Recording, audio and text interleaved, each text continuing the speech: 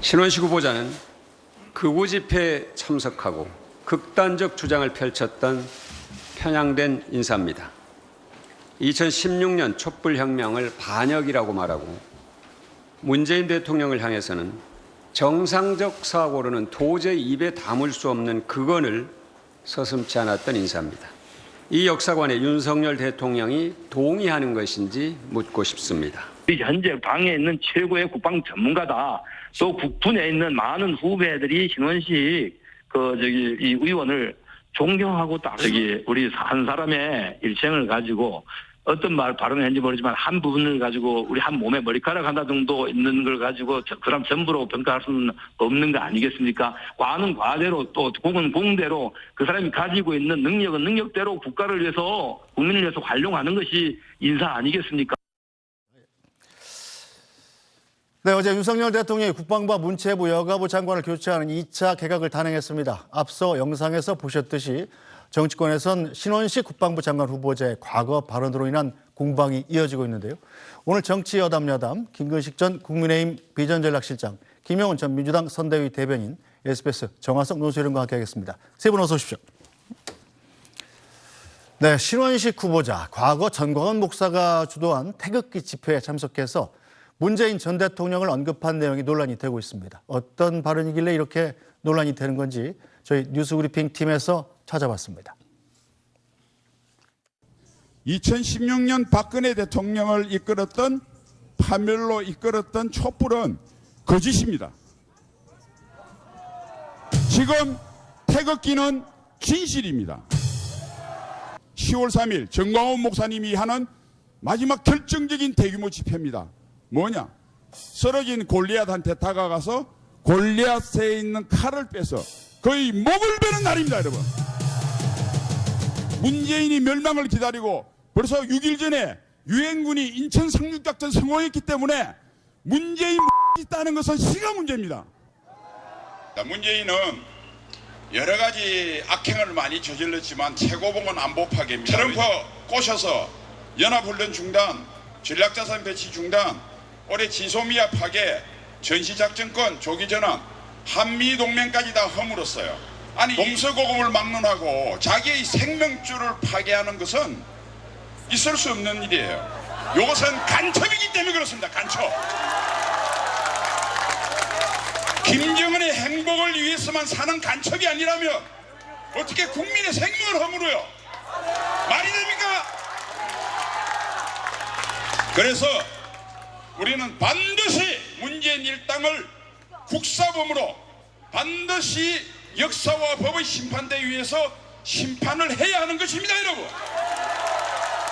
이승만, 박정희 대통령은 모세다. 네, 신원식 국방장관 후보자. 물론 그때는 장관 후보자도 아니었고 국회의원도 아니었죠. 단지 예비역 중장이었을 뿐이지만 그럼에도 불구하고 선을 많이 넘은 것 아니냐 이런 지적들이 나오고 있는데 김근식 실장께서는 어떻게 보십니까? 신원식 장관 후보자는 저도 개인적으로 압니다. 네. 왜냐하면 이제 외교안보 쪽 제가 계속 활동을 해왔고 그래서 각종 세미나나 워크숍이나 또 회의 같은 데서 자주 뵙고 그리고 이제 TV 토론 등에서도 같이 이제 논의한 적도 있는데요. 개인적으로 보면 성격이 굉장히 점잖고 그런 분입니다만 저 화면에 나온 거 2019년에 아마 태극기 집회에서 네. 좀 선을 넘는 발언들이 좀 오고 간 것 같은데요. 제가 알기로는 저 때 신원식 그 예비역 중장이 소속되어 있는 단체가 있습니다. 대수장이라고 그래서 네. 대한민국 수 예비역 장성단이라는 게 있어요. 거기에 이제 태극기 집회에 많이 주축이 돼서 참여했던 한 단체 중에 하나인데요. 그러니까 그 이른바 예비역 장성들 그 성우회라고 하죠. 예. 성우회는 공식 단체고 그렇죠. 거기와 이제 다른 별개로 대수장이라는 것을 만들어서 당시에 대한민국의 정체성을 지켜나가겠다라고 하는 이제 그 단체에 아마 소속으로 주도적으로 그 단체를 이끌었고 그 단체 입장을 많이 그 전달한 것으로 제가 알고 있습니다. 그래서 태극기 집회에 나와가지고 저는 발언을 한 것으로 보이는데요. 그 본인도 지금 오늘 해명에서 나왔듯이 인사청문회 과정에서 저런 좀 선을 넘는 발언에 대해서는 이제 현재 대한민국 정부의 국무위원으로서 합당한 어떤 해명과 또 다짐 또는 설명이 있어야 될 것으로 보입니다. 네, 김영훈 대변인께서는 어떻게 보셨습니까? 저희가 방송에 내보내기 어려운 단어는 묵음 처리를 했습니다만 이런 묵음 처리가 필요할 만큼 약간 좀 선을 넘는 발언들이 있었던 건 사실이에요? 그렇죠. 저는 저걸 보면서 저희 어릴 때 이제 학교 다닐 때 방공 웅변대회라는 게 있었습니다. 마치 그걸 보는 것 같습니다. 그럴 때는 뭐 북한에 누구누구를 뭐 어떻게 하자 뭐 이런 식으로 하면서 그런 얘기를 했는데 저분이 삼성 장군을 역임하신 분이 아무리 태극기 집회 앞이라지만 너무나 태극기 집회의 분위기하고 찰떡궁합인 그런 분위기로 저런 얘기를 했다는데 너무 놀랐고요. 그리고 문재인 대통령 뭐 이런 얘기는 뭐 군대에서 뭐 그렇게 할 수는 있겠죠. 뭐 북한의 누구를. 그런데 이것이 여과 없이 저 자리에서 나온다는 게 저는 너무 놀라워서 이번에 그 신원식 후보자 장관 지명을 보면서 정말 와 이 소리가 나왔습니다. 우리가 또 와 할 때는 두 가지 상반되는 느낌이거든요. 아 정말 잘한다 하고 박수 치고 환호하는 게 있는데 두 번째는 요즘 얘기하는 헐 이런 거죠. 어떻게 저런 분이 국방부 장관 후보자로 지명이 되고 봤더니 저런 얘기를 서슴없이 했던 분이구나. 그래서 저는 너무 놀라운데 저 때가 또 2019년입니다. 그래서 저런 발언을 했기 때문에 2020년에 비례대표를 받았는지 그 연관성까지도 뭔가 이렇게 연결이 되는 것 같아서요. 앞으로 정말 저런 분이 우리나라의 국무위원으로 국방부 장관으로 군에 이거를 끌고 간다? 정말 와 정말 이 감탄사 하나밖에 안 나올 지경입니다. 네, 자 정화석 논술위원, 신원식 국방장관 후보자의 논란이 됐던 발언이 저희가 앞에 본 이것뿐만은 아니죠. 또 있더군요. 심지어 이 전두환이 나라를 구해야겠다고 나온 것이다. 뭐 이런 얘기도 했던데. 2019년 발언 같은데요. 네. 예, 박정희 전 대통령이 이제 사망하고 그 다음에 권력의 공백기에 나라를 구해야겠다고 나온 게 12.12 쿠데타다. 그다음에 5.16은 법적 정치적으로는 쿠데타지만 사회 경제 철학적으로 보면 혁명이다. 뭐 이런 얘기들.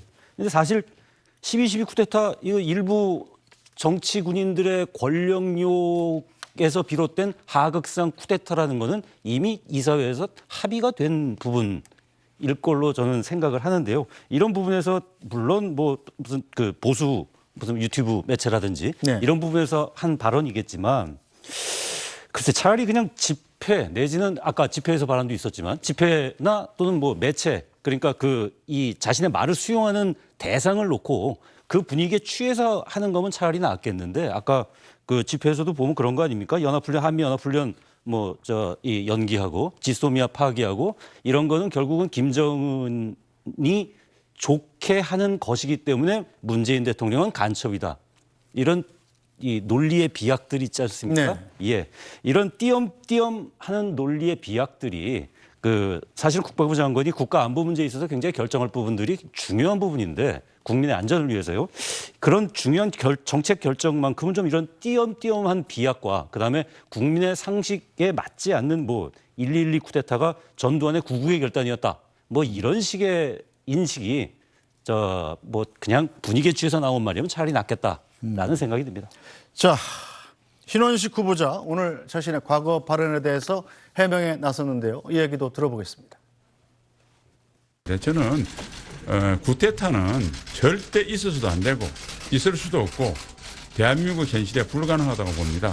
그리고 그 과거에 했던 발언에 관련된 모든 것은 저는 어떤 사건에 대해서는 대법원 확정 판결과 그리고 정부의 공식 입장을 100% 지지합니다.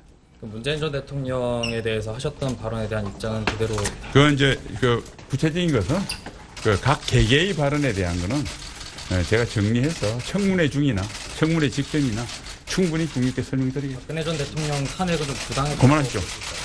제가 공인신분 되기 전에는 여러 정치적 견해를 자유롭게 저도 표현할 수 있겠지만 국무위원이 된다면 우리 사법부의 판단을 존중하고 그렇게 늘 존중하는 행동을 하게 될 겁니다. 이정도면 됐죠? 네, 김용식 실장님. 예. 신원식 후보자가 지금 쿠데타에 대한 입장에 있어서는 절대 있어서는 안 된다 이렇게 명확하게 해명을 했습니다. 그런데 문재인 전 대통령에 대한 발언이나 박근혜 전 대통령 탄핵 관련 발언에 대해서는 별다른 언급 없이 나중에 얘기하겠다고 말을 아꼈단 말이에요. 어떻게 봐야 될까요? 뭐 12.12 쿠데타가 정당하다는 식으로 오해될 수 있는 발언은 뭐 당연히 그건 대한민국 정부에 몸을 담고 있는 국무위원으로서는 확고하게 원칙을 천명을 해줘야 되니까요. 네. 당연히 사법부의 판단 그리고 역사적인 우리 대한민국 정부의 공식 입장을 따른다고 이야기를 하는 게 맞고요.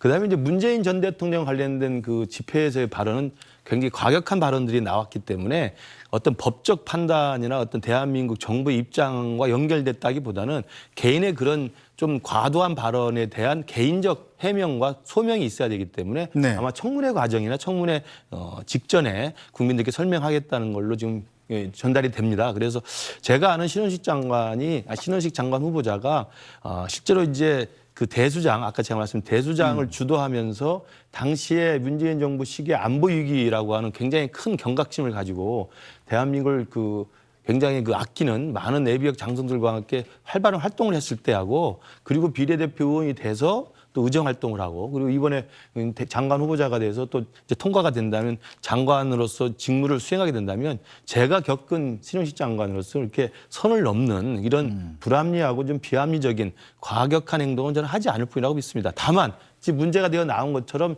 저런 발언들에 대한 오해 소지가 있기 때문에 비록 자연인 신분을 했던 것이고 당시 태극기 집회 분위기에 휩싸여서 했던 거라 하더라도 청문회 과정이나 또 국민들께 소상하게 설명하고 또는 인정할 것 인정하고 그 앞으로의 어떤 계획에 대해서 충분하게 좀 설명하는 그런 자리는 분명히 있어야 될 것으로 보입니다. 네, 자 김혜원 대변인께서는 신원식 후보자의 해명 어떻게 들으셨습니까?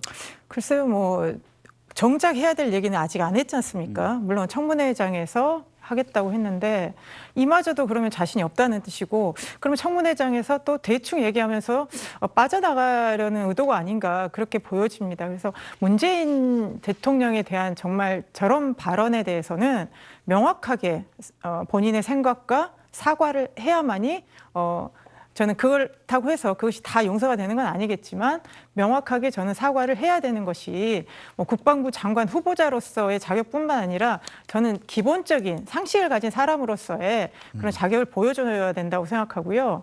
그리고 이제 계속 이제 이런 발언이나 이런 것들이 마치 그냥 태극기 집회 때니까 그런 분위기에 휩싸여서 그랬다? 글쎄요. 공개된 장소에서 아무리 분위기에 취해도 이런 말을 하는 사람이 과연 얼마나 있을까요? 그 자체로서 저는 신 후보자가 인격이나 생각에 있어서 상당히 매우 심각한 하자가 있다고 보고요. 뭐 지금 아까 뭐 언론에서 굉장히 당당하게 말을 하는데 정말 당당하다면 정말 청문회장에서 야당 의원들이 어떤 얘기를 하건 그거에 대해서 본인이 솔직하게 정말 전사로서의 싸우는 모습이 아니라 솔직한 모습을 보여줘야만이 그나마 해명이 가능하겠다. 그렇게 생각합니다. 네, 자 정화선 노세리원, 국민의힘에서는 신 후보자의 발언, 이 청문회에서 소명을 하면 될 거다 이런 입장을 내놨습니다. 그리고 이철규 사무총장 같은 경우는 머리카락 하나 정도의 과다 이런 표현을 쓰기도 했는데요. 자 당에서 신원식 후보자를 추천했다 이렇게 이철규 의원이 얘기했던데 괜찮다 이렇게 본 거겠죠? 글쎄요, 뭐 당에서 추천해 줬는지 모르겠습니다만 보통 그 여당은요, 네. 그 당연히 당 출신 인사 그러니까 뭐 현역 의원이라든지 네. 내지는 당에서 오랫동안 활동했던 사람이 이런 사람들이 그러니까 입각하는 거를 환영하고 반기죠. 그게 그렇죠. 이제 뭐 당으로서 당연한 저거니까요. 근데 그렇다고 그래가지고 당에서 아마 무슨 이 과거의 발언을 갖다가 뭐 하나하나 꼼꼼하게 검증을 한다거나 뭐 인사검증을 위한 뭐를 다 한 다음에 추천을 한다거나 그런 건 아닐 거예요. 그래서 그게 당에서 추천을 한다 하더라도 결국은 또 다른 검증 절차를 거치고 할 텐데요. 네. 글쎄요, 이런 발언들이 과연 걸러지지 않았을까 내지는 이것 관계가 없다고 생각하면서 그냥 갔을 건가? 라는 부분은 제가 보기에는 윤 대통령이 지난달에 이제 이 국민의힘 연찬회에서 이제 하신 말씀이 있죠. 뭐 골프를 비유하면서 네. 그러니까 그 이념, 가치 이거를 중시하시면서 그 골프를 뭐 300m 장타를 쳐도 이게 방향이 틀리면 오비가 난다. 오비가 난다. 예. 그래서 방향을 굉장히 중시하시는데 이 신원식 장관 후보자, 뭐 좀 이따가 나오겠죠. 뭐 김행 후보자라든지 이런 부분에 있어서의 방향이 과연 잘 된 것인가라는 부분은 다시 한번 좀 생각해 보셔야 될 거 아닌가. 왜냐하면은 오비라는 게 사실은 왼쪽으로 나가나 오른쪽으로 나가나 오비는 오비지 않습니까? 네. 예, 그렇기 때문에 그 방향을 잘 설정한다는 거의 의미를 좀 더 깊숙이 생각해야 대통령의 의중을 정확하게 파악한 인사가 되지 않을까 싶습니다. 네, 자 김금식 실장님. 예. 자 그런데 김금식 실장님도 내년에 송파병에서 예. 국민의힘 후보로 나오실 거 아닙니까? 예, 현재 준비를 열심히 하고 있습니다. 자, 그런데 신원식 국방장관 후보자 같은 분은 사실은 방향을 정화석 의원이 얘기했습니다만 너무 오른쪽 아니냐. 이렇게 되면 선거에서 중도층을 포용하기 좀 불리하지 않을까 이런 두려움 같은 건 없으신가요? 그렇죠. 그러니까 그 서울에서 선거를 좀 뛰는 사람 입장에서는 결국은 이제 고정 지지층의 이제 상수로 놓고 네. 결국은 중도층의 스윙 보터 하시는 분들이 어디를 선택하느냐에 따라서 당락이 결정이 되는데 만약에 이 신원식 그 지금 장관 후보자의 저런 발언들이 마치 극우로 이제 비춰지면서 우리 국민의힘이 이미지 자체가 좀 우경화되는 모습이 있다고 한다면 당연히 선수로 뛰는 저희들 입장에서는 부담스러울 수밖에 없죠. 그러나 그것은 제가 아까 말씀드린 것처럼 인사청문회라고 하는 국민 검증의 시간이 있기 때문에 그 과정에서 충분히 해명하고 또 사과하고 또 야당 의원들은 또 송곳 질문을 통해서 날석에 또 따질 거 따지고 이렇게 하면 될 것 같고요.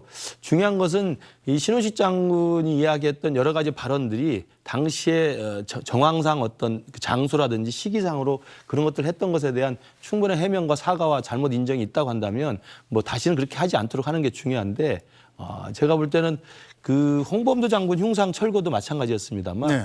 지금 윤석열 정부가 생각하고 있는 이 이념과의 어떤 방향성 수립에 대해서는 그동안 문재인 정부 5년 동안 지나치게 좌클릭됐다고 하는 인식들을 강하게 갖고 있습니다. 네. 그러니까 실제로 지금 문제가 됐던 광주의 정률성 기념공원 같은 것들이 지금까지 버젓이 진행이 되고 있었고 인민군 창설의 주역이었던 김원봉 의열단장이 문재인 대통령이 직접 3.1절 경축사에서 이야기를 하고 서원을 할 정도로 그 국군의 뿌리라고 이야기가 오해될 정도였거든요. 이제 그런 식의 대한민국을 지키는 대한민국 군대의 어떤 정체성에는 맞지 않는 좌클릭된 성향이 있었기 때문에 이걸 바로잡는다라고 하는 아까 우리 정하석 그 의원이 말한 것처럼 너무 왼쪽으로 갔으면 가운데 정도로 옮겨오는 정도가 저는 정상화의 과정이라고 보는데 그 정상화의 과정에 조금 도를 넘어서서 너무 또 오른쪽으로 가는 건 또 중도에 계신 분들한테는 부담스럽고 좀 불편하거든요. 이제 그런 부분 속에서 아마도 내년 총선 전략을 놓고는 우리 당과 또 윤석열 정부가 조금 더 신중하게 그리고 균형적인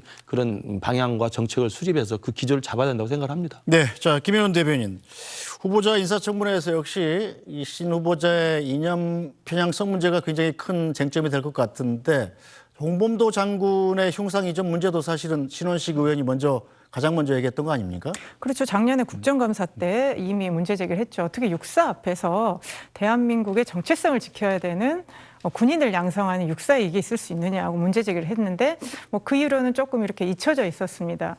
그런데 올해 갑자기 얼마 전에 국방부 장관이 이 문제 제기를 했어요.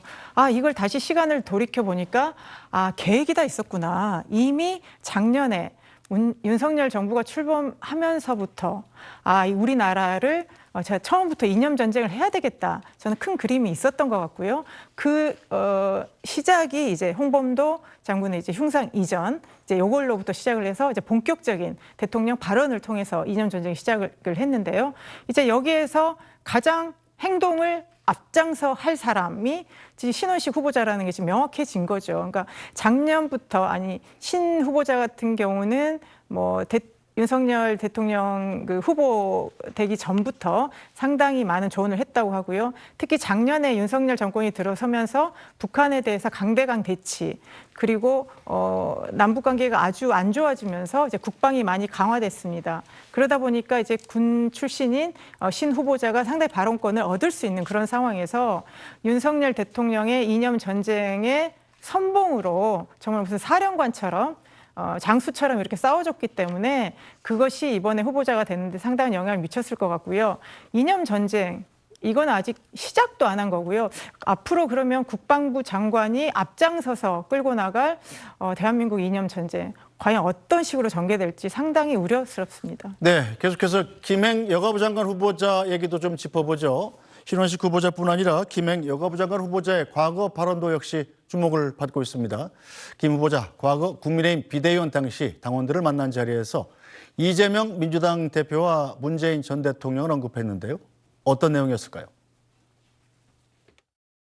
분명히 총선 이기고 이재명 대표 어디 보내세요? 어디 보내요? 다 보내고 아무튼 저희가 네?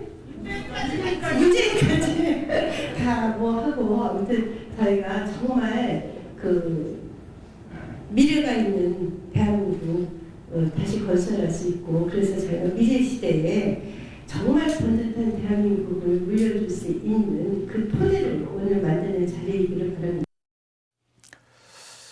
네, 김용식 실장님, 네. 김행 후보자 역시 강경파인데 야당 대표 전 대통령 감옥에 보내야 된다. 어떻게 들으셨습니까? 이제 비대위원 아마 시절에 네. 충남 도당 당원들 교육에 아마 초청받아서 강연한 내용 같은데요. 아마 이제 문재인 대통령을 끄집어 넣어서 같이 뭐 감옥에 넣는다는 발언은 이제 그 밑에 이제 듣던 청중으로 있던 당원들의 아마 뭐라고 할까요? 요구 속에서 그걸 이제 응답한 모양새 같고요. 그러니까 네. 그냥 처음에는 이재명 대표도 빨리 사법적으로 처리를 해야 된다는 그런 이제 일반적인 원칙 속에서 내년 총선에서 이겨서 제대로 국정을 윤석열 정부가 좀 수행할 수 있도록 하고 이재명 현 민주당 대표의 사법적 우려에 대해서는 법대로 처리하면 된다 이런 맥락을 이야기한 것 같은데 먼저 이렇게 편하게 이야기하다 보니까 감빵이라는 이야기가 나온 것 같고 그러다 보니까 밑에 있던 청중들 중에서 또 이제 강성 우리 지지층 당원들께서는 네. 그럼 문재인도 같이 하자 이렇게 하다 보니까 이제 웃으면서 이렇게 동조하는 듯한 격이 됐는데요. 정말 저런 거 보면서 저도 강의를 좀 여기 다닙니다만 정말 말을 조심해야 되겠다 이런 생각을 하게 되고요. 김행 비대위원 같은 경우는 여가부 장관으로서 만약에 이제 또 후보자가 됐기 때문에 인사청문회에서 또 저것도 언론이 이미 문제 제기를 한 것이어서 분명한 해명의 기회가 있을 것으로 보입니다. 다만 이재명 대표에 대한 감옥 이야기는 그 말의 단어의 표현은 좀 과격할지 모르지만 국민들 대다수가 빨리 이재명 대표의 사법적 우려 그리고 사법적 혐의에 대해서는 정리가 빨리 되기를 다들 바라고 있는 건 분명한 사실로 저는 알고 있습니다. 그러니까 뭐 이재명 대표는 빨리 감옥에 보내야 된다 이런 말씀이신가요? 그런 말을 해서는 안 되지만 이재명 대표에게 지금 안겨지고 있는 사법적 리스크가 여러 가지 혐의가 있지 않습니까? 당장 이번 곧 또 영장을 친다고 하는데 영장 치고 나서 체포동의안 표결도 그렇고 정말 뭐 구속이 되든 또 구속영장이 기각이 되든 재판 절차가 빨리 끝나서 지금 대한민국 정치가 야당 대표가 현직에 계신 분이 저렇게 네. 검찰에 소환되고 조사받고 기소되고 구속영장 청구를 받고 이런 식으로 하다 보니까 사실 정치권에 사실은 정치가 실종된 면도 있거든요. 그래서 사법적 절차가 빨리 마무리됐으면 좋겠다. 이렇게 제가 점잖게 말씀드립니다. 네. 김용식 실장께서 점잖게 말씀하셨는데 김혜원 대변인도 좀 점잖게 얘기를 해주셨어요. 그러니까 김근식 교수님한테 약간 좀 조언을 드려야 될 것 같아요. 이재명 대표나 문재인 대통령을 향해서 좀 강한 발언을 하셔야지 아마 장관으로 발탁이 되는. 지금 앞서 두 분들이 다 그런 말씀 하셨지 않습니까? 예. 물론 여러 가지 말 중에 특히 당원을 대상으로 해서 그런 말을 글쎄 할 수도 있을까라고 생각은 할 수 있겠지만 과거에 우리가 그렇지 않았거든요. 아무리 우리끼리라는 얘기가 있어도 상대 정당의 사람들에 대해서 그냥 이렇게 비판을 하거나 이럴 수는 있었지만 특정 인물에 대해서 그렇게 말하는 경우는 없었습니다. 우리 지금 사회 수준이 지금 거의 대치가 되면서 저런 말들이 쉽게 나오는데요. 이번에 유인촌 장관 후보자까지 세 분, 글쎄 이걸 내각 개각이라는 말을 참 어색한 말도 붙였지만 이 세 분의 이걸 보면서 많은 국민들이 공통점이 있다는 걸 느끼신 거 아닙니까? 윤석열 대통령을 향해서 굉장히 충성하는 발언이나 행동을 하거나 야당에 대해서 그리고 전직 대통령에 대해서 강한 발언한 이런 사람들을 지금 장관으로 발탁해서 전진 배치시키는 이런 일련의 공통점들이 있는 거거든요. 그 점에서 해서 상당히 우려를 할 수밖에 없는 거고요. 김행 후보자 같은 경우도 방송에서 굉장히 적극적으로 활동을 하면서 상당히 강한 이런 말들을 했던 것입니다. 그렇기 때문에 이런 말과 행동들이 앞으로 내각을 그러니까 부처를 이끌고 가는 데 있어서 과연 어느 만큼 도움이 될지에 대해서는 상당히 저는 걱정스러운 그런 입장입니다. 자, 정화석 의원께서는 어떻게 들으셨습니까? 김행 후보자의 지난 발언? 저 당시 김행 비대위원은 아마도 총선에 공천을 받아서 출마하려는 아마 뜻이 있었을 거고요. 또 혹시 뭐 내각에 입각할 수도 있겠다는 생각도 아마 했을 겁니다. 신원식 그 당시 뭐 예비역 중장이었던 것 같은데 뭐 그거는 잘 모르겠습니다만 점점 뭐 좀 전에 저기 김용훈 대변인 말씀하신 대로 양 진영 극단의 구심력이 점점 강해지는 시대에 살고 있는 거 아니냐. 그리고 그 극단이 너무 과대대표되고 있고 이런 부분들을 정말 합리적이고 미래를 걱정하는 정말 합리적인 원심력이 조금 더 작용될 수 있는 이 여의도 정치권이 됐으면 좋겠다는 생각이 듭니다. 네, 자, 조사형 인물들을 전진 배치한 윤 대통령은 지난달 국무회의에선 국무위원들을 향해서 말로 싸우라고 그 자리에 있는 것이라면서 전사가 돼야 한다 이런 주문을 남기기도 했습니다. 자, 윤 대통령 주문 이후에 지금 국무위원들이 달라진 모습을 좀 보이고 있는데, 자, 특히 한덕수 국무총리는 지난 대정부 질문에서 의원들하고 거침없이 맞서기도 하지 않았습니까? 자, 정부와 여당이 타협이 아닌 극한 대립으로 이어지는 거에 대한 걱정도 좀 나오는 게 사실이죠? 저게 이제 국무회의 석상에서 저런 말을 대통령이 했고, 네. 그다음에 우리 국민의힘 의원들 연찬회에서도 그런 비슷한 발언을 좀 했던 것으로 제가 기억합니다. 그러니까 말로 싸워라라고 하는 것이 감하게 감방에 집어넣어야 된다. 그리고 뭐 입에 담기 힘든 그런 극한 언어를 쓰라는 이야기는 저는 절대 아니라고 봅니다. 대통령이 그걸 주문했을 거라고 생각하지 않고요. 저 말로 싸우라는 이야기는 여러 가지 정치적 이슈와 쟁점들이 제기가 되는데 저도 TV 토론 나가보고 방송 나가보고 사람들 만나보면 그 민주당 일각에서 제기하는 어떤 그 문제 제기는 말도 안 되는 가짜 뉴스와 말도 안 되는 어거지 논리가 너무 많아요. 그러면 저같이 합리적이고 지식 있는 사람들은 합리적으로 지식 있게 또 논박을 합니다. 네. 그러면 되는데 논박을 하다가도 도저히 그 벽을 보고 이야기하는 것처럼 정말 억지 주장하는 경우가 많습니다. 그럴 때 끝까지 논리로 그리고 실력으로 그리고 사실에 근거해서 토론을 통해서 또는 논쟁을 통해서 민주당이나 야당이나 아니면 이제 이른바 진보 진영의 잘못된 문제 제기에 대해서 대응하라는 이야기로 저는 해석을 합니다. 그렇게 해야 되는 거라고 좀 보고요. 그러나 저 말을 듣고 일각에서 말하는 것처럼 그 논리와 실력이 아니라 단어를 과격하게 써서 그냥 일종의 문제가 될 만한 소지를 그냥 만들어내는 것. 그래서 기사화되는 것. 이것을 가지고 말로 싸우라고 대통령이 주문하지는 않았습니다. 네. 그걸 착각해서는 안 된다고 보고요. 만약에 저런 부분이 실력이나 논리와 합리가 아니라 그냥 단어의 극단적인 표현을 통해 가지고 감정적이고 자극적인 이야기를 하는 것으로 받아들인다면 그건 아마 우리 국무위원들이나 우리 당의 의원님들도 다시 아마 대통령의 본뜻을 이해해야 된다고 생각을 합니다. 네, 뭐 좋은 참고가 될 것 같습니다. 자, 이런 가운데 장관 후보자들 오늘부터 인사청문회 준비에 나섰는데요. 유인촌 문체부 장관 후보자 오늘 첫 출근길에서 어떤 이야기했는지 영상 보고 말씀 이어가시죠. 자전거 타고 나타났습니다. 이제 제가 임명이 된다면 한번 그런 문제는 다시 한번 잘 들여다보고 이제 더 이상 그런 것에 대해서 자꾸 대립적으로 간다는 거는 우리 대한민국의 미래를 위해선 불행한 일이잖아요. 블랙리스트에 대한 그런 문제도 저는 확실히 어느 부분까지가 뭐 기다 아니다 이렇게 정도로 제 느낌으로 알 수 있을 정도로 알기 때문에 그런 부분은 만약 또 얘기가 나온다면 다시는 이런 일이 없도록 잘 정리를 한번 해보겠다 이런 생각을 하고 있어요. 네, 자 김혜원 대변인. 유인촌 후보자가 지금 자전거 타고 나타났는데 뭐 약간 자신의 건강을 과시하려는 생각도 좀 있는 것 같아요. 실제로 건강하기도 하고. 자, 블랙리스트 문제에 대해서 언급을 했습니다. 어떻게 들으셨습니까? 그러니까 이 사람을 오늘 떠올릴 때 떠올린 연관되는 단어가 있지 않습니까? 네. 연상되는 단어. 그럼 이제 유인촌 전 문화부 장관이었죠. 그럼 블랙리스트 그리고 화낸 영상 이제 몇 가지로 또 각인이 됩니다. 그리고 이동관 방통위원장 하면 저분은 옛날에 방송 탄압, 뭐 장악, 뭐 이렇게 정확하게 연결되는 꼬리표가 있는 거거든요. 그런데 이번에 유인촌 장관 후보자를 임명한 걸 보고 와 대단하다. 정말 특보로 임명할 때도 놀랐지만 이렇게까지 하는구나. 그래서 진짜 윤석열 대통령을 위해서 싸울 투사가 필요하구나. 이런 생각을 하면서 좀 놀라움을 금치 못했는데요.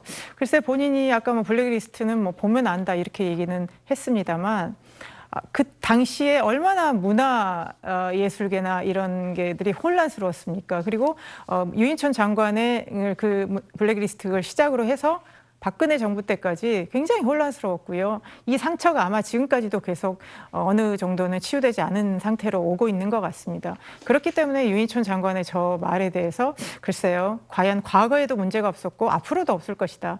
이렇게 믿기는 좀 어려워 보이고요. 지금 장관의 투사형 장관, 전사형 장관, 저는 장관 앞에 이런 수식어가 붙는다는 것 자체가 이해가 안 되거든요. 대통령께서 분명히 말로 싸우라고 그랬어요. 말로 싸우라고 했는데 이거를 약간 잘못 들어서 짱돌을 들고 지금 국무위원들이 싸우고 있고요.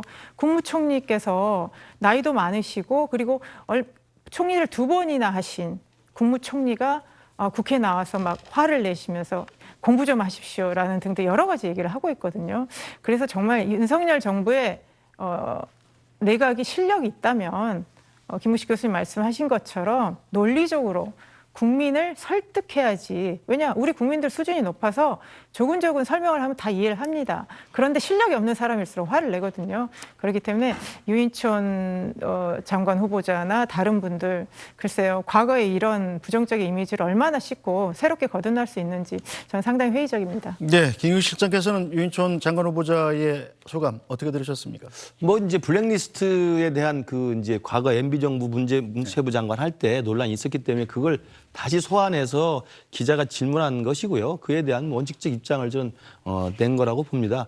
유인촌 장관 후보자 같은 경우는 뭐 MB 때 15년 전에 장관했던 사람을 또 다시 할 필요가 있느냐라는 게 이제 민주당의 주요 저는 이제 공격의 포인트라고 보고 다른 것보다는 저는 개인적으로 그렇게 이해를 합니다. 대통령의 유인촌 장관 임명에 대해서는 전임 장관이었던 지금도 장관이죠. 박보균 장관이 상당히 많은 기간 동안 재임을 했고 대통령이 좀 시간을 두고 기다렸음에도 불구하고 기대한 만큼의 성과를 내지 못했다는 게 저는 대통령의 인식이라고 제가 알고 있습니다. 그래서 유인촌 장관 같은 경우는 오래전에 이 장관을 한번 했고 그리고 문화체육관광이라는 굉장히 포괄적인 영역에 대한 상당히 나름대로의 식견과 전문성을 가지고 있는 것으로 그러니까 전문성을 이미 경험한 경륜자로서 판단을 했기 때문에 적격자로 아마 판단을 한 거기 때문에 저런 부분들을 포함해서 유인촌 후보자에 대해서도 야당에서 인사청문회 준비 잘해서 정말 국민을 대신해서 샅샅이 검증하시고 능력과 역할이 과연 충분할지 따져보는 것이 저는 필요하다고 봅니다. 네, 자 정화성 논설위원,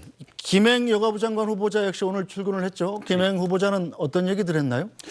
뭐 열심히 하겠다는 얘기는 뭐 다 하는 건데요. 네. 2가지 정도가 상당히 이제 이 귀에 들어왔습니다. 하나는 지금 여가부가 폐지가 사실은 지금 윤 대통령의 대선 당시 공약이었잖아요. 그렇죠. 여가부 폐지가. 그래서 드라마틱하게 엑시트하겠다. 그러니까 정말 멋있게 문 닫고 나가겠다. 해체하고 나가겠다. 이 얘기. 뭐 그래서 뭐 일각에서는 이 김행 후보자가 어쨌든 이제 뭐 연내 내지는 연초까지 내년 초까지 얼른 이 여가부를 갖다가 이제 문을 닫아버리고 총선 출마하시려는 거 아니냐 뭐 이런 말이 좀 나오기도 했고요. 그다음에 그 김건희 여사하고 20년직이다 이런 또 말들이 굉장히 많이 다녔거든요. 그래서 거기에 대해서 자기 그 김건희 여사가 70년대생이고 자기는 70년대 대학을 다녔는데 어떻게 직위가 되겠느냐. 20살 차이 난다. 예. 그래서 이거는 가짜 뉴스를 뛰어넘어서 괴담 수준이다. 이렇게 아주 정면으로 반박한 그 두 부분이 상당히 눈에 띄었습니다. 네, 뭐 세 분 후보자에 대해서는 청문회가 계속 있을 거기 때문에 그때 다시 다뤄보기로 하고요.